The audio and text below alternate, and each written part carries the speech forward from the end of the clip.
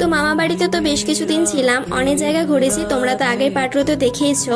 তো এবার তো বাড়ি যাওয়ার পালা। বাড়ি যাওয়ার পথে দেখি এই মন্দিরটা, এটা হচ্ছে রানীগঞ্জের শ্যাম মন্দির। এই মন্দিরটা হয়তো নতুন করেছে, আমার সেভাবে জানা নেই, তবে এই মন্দিরটা ভীষণ সুন্দর। তো চলো পুরো ভিডিওটা দেখতে থাকো।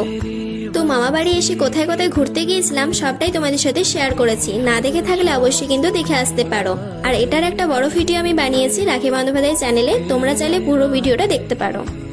তো এই হচ্ছে রানীগঞ্জের শ্যাম মন্দির। সত্যি এত সুন্দর জায়গাটা, আমার তো ভীষণ ভালো লাগছিল, মনটা সত্যি শান্ত হয়ে গেছিল পুরো। আমার এখানে এসে ভীষণ ভালো লেগেছে। এখানে তো অনেকক্ষণই ছিলাম আমরা। কারা কারা এই মন্দিরে এসেছে অবশ্যই কিন্তু কমেন্টে জানিও।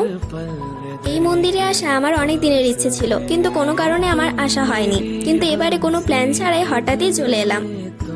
কমেন্টে কিন্তু রাধে রাধে লিখতে কেউ ভুলো না। তো আজকের এই ভিডিওটা এতটাই, যদি ভালো লেগে থাকে অবশ্যই চ্যানেলটি সাবস্ক্রাইব করে দিও। তো চলো টাটা।